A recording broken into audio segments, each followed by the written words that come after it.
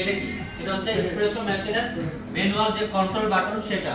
এটা কি? Steam whip, এটা স্টিম কন্ট্রোলার। আর সবচেয়ে মেইন ইনগ্রেডিয়েন্টস আমরা সবাই কফি বানানোর জন্য যে জিনিসটা সব ওয়াটার ফিল্টার সব সময় ইউজ করতে হয়। ওয়াটার ফিল্টার লাগবে আমাদের একটা গ্রাইন্ডার লাগবে। সেই গ্রাইন্ডারও কিছু সেটআপ আছে। এখানে কতটুকু গ্রস করতে হবে, মানে ক্রস করতে হবে, কতটুকু ফাইন করতে হবে, এই জিনিসটা আমাদেরকে জানতে হবে। এটা কি করতে হবে? আমাদের দেখেন যে ব্লেডের প্রত্যেকটা কাউন্ট করা আছে যে কতটুকু দেওয়া আছে। আমরা কি সবাই দেখতে পাচ্ছি? এখানে 6 আছে, 5 আছে, 3 আছে, 4 আছে। আমি ওটার দিক থেকে কাউন্ট করেছি। এখানে 0 থেকে শুরু করে এই দিকে যখন আমরা এটাকে 1 2 3 নিয়ে আসবো, তার মানে কি? এটা আপ রাইজিং দ্যাট মিন্স এই যে গুড পয়েন্ট, মানে যখন আমি 1 থেকে 2 তে আসবো তার মানে এটা আরেকটু বড় হচ্ছে। যখন আমি এটাকে 0.5 এ যাচ্ছি, 0.5 মানে কি? লেস, তার মানে এটা 5 হবে। 5 মানে যত বেশি পাউডারের মতন যত বেশি গুঁড়ো করা যায়। বাট আমার এটাও বুঝতে হবে যে আমার এই কফি বিনসটা কতটুকু ফাইন হবে, কতটুকু ক্রস হবে, এগুলো আমাকে বারিস্তা হিসেবে বুঝে নিতে হবে। এটা হচ্ছে একটা বিষয়। দ্বিতীয় বিষয়, আমার এই কফি মেশিনটা কিভাবে কন্ট্রোলিং করতে হয়। আমার এই কফি মেশিনটা কোথায় কোন প্রবলেম হয়েছে? এই যে ফল্ট দিস টেম্পার। সবাই এটা ফল্ট করছেন, কি করছেন? টেম্পারেচার, এই যে মেজারমেন্টটা আমরা কি করি? আমরা এটা টেম্পারেচার মেজারমেন্ট করার জন্য করি, বাট আমরা এটা রেখে দিচ্ছি কোথায়? গরমের মধ্যে। তাহলে কি এটা ঠিক থাকবে? সব সময় এটা থাকবে আলাদা কোনো স্পেস, যেখানে এই যে এখানে রাখতে পারি, এখানে সেফ জায়গা। ওকে, এগুলা যে ছোটখাটো যে বিষয়গুলো, এগুলো আমাদেরকে অ্যাভয়েড করে চলতে হবে, কারণ আমরা হচ্ছে সবাই প্রফেশনাল ভাবে যাচ্ছি। এখন আমরা প্রফেশনালি সব কাজ করব। তো প্রফেশনালি আসলে আমাদের কি করতে হবে? আমাদের অ্যাটিটিউড, আমাদের কথাবার্তা, আমাদের চালচলন সবকিছু প্রফেশনালিজম মানতে হবে। এখন আমরা কফির এসপ্রেসো মেশিনের আরো কিছু নাম আছে যেগুলাতে আমরা কাজ করতে পারি বা জানি, যেগুলা না জানলেই নয়। আমার পটার ফিল্টার সবসময়, এটা আমরা সবাই জানি, এটা পটার ফিল্টার। পটার ফিল্টার আমাদের এখানে দুই কোয়ালিটি হয়, একটা হচ্ছে সিঙ্গেল পটার ফিল্টার, একটা হচ্ছে ডাবল। ডাবলটা দিয়ে ডাবল এসপ্রেসো যেটা বের হবে, সিঙ্গেলটা দিয়ে অ্যাজ ইউজুয়াল সিঙ্গেল যেটা বের হবে। এটার নাম কি? Group head. সব জিনিসের একটা হেড বলতে মেন যে মাথাটা থাকে, হেড মানে তো মাথায় বোঝে। এখন এই কফির মাথাটা, এই মাথাটা কন্ট্রোল করবে কি? এই সুইচ বোর্ড, রাইট? এখানে সুইচ বোর্ডে 5টা অপশন আছে। ইটালিয়ান যে কফি মেশিনগুলা, এসপ্রেসো মেশিন, সেখানে 5টা নরমালি থাকে, কোনটায় 3টা থাকে। 3টা এবং 5টা সব কমন।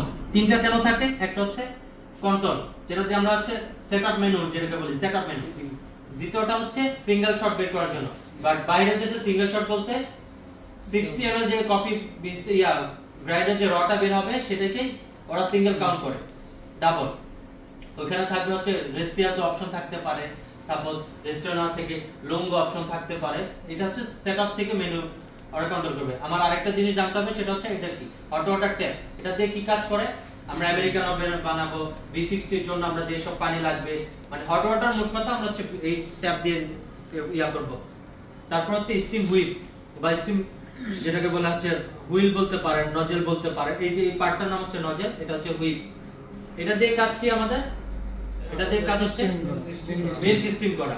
এই স্টিম হুইপের কাজ হচ্ছে মিল্ক স্টিম করা। মিল্ক স্টিম কেন করি আমরা? দুইটা রিজন। একটা হচ্ছে হট কফি তৈরি করতে হবে, তার মানে টেম্পারেচার নিতে হবে।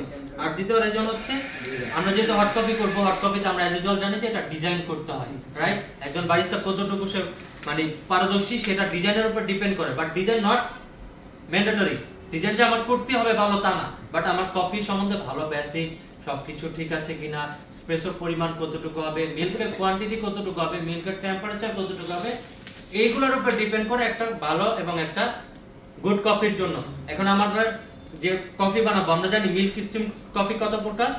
3 প্রকার। কি কি? Latte, flat white, cappuccino. ফার্স্টে বলতে হবে ক্যাপাচিনো, একদম sequence wise. Cappuccino, latte, flat white. ক্যাপাচিনোতে রেশিও কত? 1:3, মানে হচ্ছে 1:3 মানে তো 1:1, 1:1, 1:1, মানে পুরো কফিটাকে 3টা ভাগ হবে। তার মধ্যে একটা ভাগ যাবে এসপ্রেসোতে, একটা ভাগ চলে যাবে স্টিম মিল্ক, শুধু মিল্ক, আরেকটা যাবে স্টিম ফোম। তাহলে হচ্ছে আমরা ক্যাপাচিনোতে আমরা এই বলতে পারি যে 40% মিল্ক মিল্ক ফোম যেটা সেটা যাচ্ছে। লাটেতে কি করতে হবে? 1:3 কাউন্ট করতে হবে। এখানে 3 কাউন্ট করার ক্ষেত্রে আমরা বলতে পারি 1:4 তো বলতে পারি, 3 অথবা 4। হ্যাঁ, 3/4 কেন বলবো? 4 কার রিজন হচ্ছে 2% হচ্ছে মিল্ক যাবে এখানে, মানে মিল্কের কোয়ান্টিটি বেড়ে যাবে। কজ অফ এই কাপটা, এটা কিসের কাপ? Quarter cup.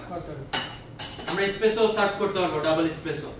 এই কাপটা, এটাকে আমরা লাটে মাগ হিসেবে চিনি। আমাদের আরেকটা কাপ আছে, সেটা হচ্ছে ক্যাপাচিনো কাপ। এই ক্যাপাচিনো কোয়ান্টিটি কত আমরা জানি 240 ক্যাপাচিনো 180 ml 150 থেকে 180 ক্যাপাচিনো। কারণ ক্যাপাচিনো হচ্ছে 150 থেকে 180। লাটের কোয়ান্টিটি কত হবে 240 থেকে 360 240 থেকে 360 রাইট। এখন ফ্ল্যাট হোয়াইটের কোয়ান্টিটি কত হবে 180 কামাল ভাই আপনি মিস্টেকলি বলছেন, সেটা হচ্ছে যে ক্যাপাচিনো শুধু কোয়ান্টিটিটা 150 থেকে 180, লাটে ফ্ল্যাট হোয়াইট বোথ আর সেম।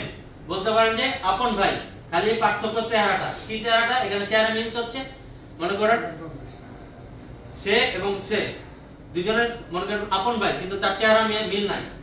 এটা হতে পারে, এটা বোঝানো হয়েছে যে ক্যাপাচিনো আর লাটে এটার মধ্যে আবার পার্থক্য আছে। সেটা হচ্ছে মামাতো ভাই, খালাতো ভাই বা দূর সম্পর্কে চলে যাবো আমরা, কারণ সে হচ্ছে অনেক বড়, সাইজও বড়, কোয়ান্টিটিও বড়, বানানোর ধরনও ভিন্ন হচ্ছে। এখন আমি আসতেছি কাপের ক্ষেত্রে। একটা মিনিট আমাকে সময় দেন। কাপের ক্ষেত্রে একটা ক্যাপাচিনো বানাতে আমরা এই কাপটা ইউজ করি না নরমালি, কারণ এটা হচ্ছে 240 থেকে 360 আমরা কাউন্ট করে ফেলছি।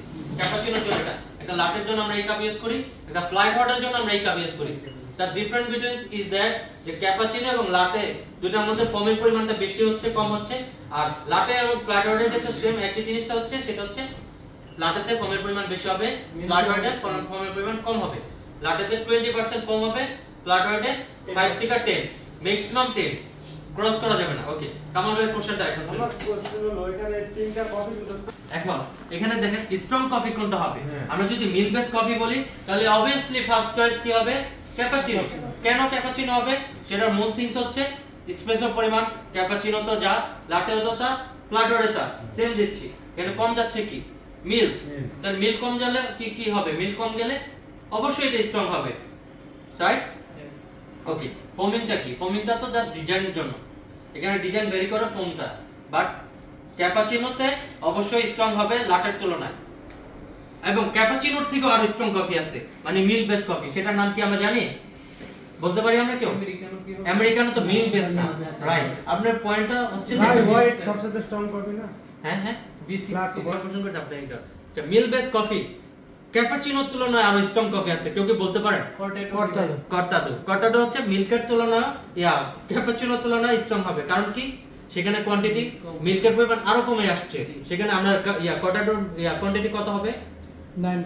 90 থেকে ম্যাক্সিমাম 120, বাট 120 সব জায়গায় করে না, ইন্টারন্যাশনালি ওই যে 90 কাউন্ট করে। তাহলে কর্তাডোর রেশিও আমরা কত বলবো? 1:1 ইজ রাইট, 1:2 ইজ রাইট, দুইটাই বলা যায়। কারণ 30 ml যদি আমি ইয়াটা নেই, এসপ্রেসো নেই, সেক্ষেত্রে আরো 30-60 ml, তাহলে দুইটা মিক্স হয়ে যাচ্ছে 90 ml। এখন আমার এসপ্রেসো যদি 60 ml হয়, 60 ml হলে আমার হচ্ছে আর 60 ml হচ্ছে মিল্ক অ্যাড করতে হবে। তাহলে হচ্ছে 1:1 ইজ রাইট, 1:2 রাইট। ওকে রাবি ভাই, বুঝতে পারছি আমরা? আচ্ছা, এখন আমাকে বলেন, এই যে আমরা কফি মিল্ক বেস শিখলাম, এখন র কফির মধ্যে সবচেয়ে স্ট্রং কফি কোনটা? B60 হচ্ছে ব্ল্যাক কফি। আমি বলছি র কফি, মানে যেখানে কোনো পানি অ্যাড হবে না, কোনো এসপ্রেসো, রাইট? এসপ্রেসোর থেকে আরো কোন স্ট্রং কফি আমরা কি জানি যেটা এসপ্রেসোর থেকে স্ট্রং হতে পারে? রেস্টিয়াতো আমরা কম সময়ে ছাড়তেছি, জাস্ট রটা বের করতেছি। আমরা দেখি আরেকটা মজার বিষয় আমরা এখানে অ্যাড করতে যাচ্ছি, এটা হচ্ছে শর্ট গ্লাস। আমরা সবাই জানি এটা তো চিনি আমরা সবাই। এই শর্ট গ্লাসটা এসপ্রেসো, এখানে কত ml আসে? 30 ml। আমাদের এসপ্রেসো 30 ml এর মধ্যে এসপ্রেসোর পার্ট তিনটা। প্রথম পার্ট হচ্ছে আপনার বডি, পরেরটা হার্ট, পরেরটা আছে এটা হচ্ছে 15 সেকেন্ড, আপনার ম্যাক্সিমাম হচ্ছে 15 থেকে 18 সেকেন্ডের মধ্যে কফি পড়া শেষ। 18 সেকেন্ডের পর যেটা পড়ছে সেটা হচ্ছে জাস্ট ক্রেমাটা বের হচ্ছে। আমার রেস্টিয়াটো করার ক্ষেত্রে 15 সেকেন্ড লাগে, রেস্টিয়াটো টাইমিং হচ্ছে 15 সেকেন্ড ম্যাক্সিমাম। তাহলে আমার তো কফি চলে আসছে, বাকি যেটা আসতেছে সেটা হচ্ছে ক্রেমা।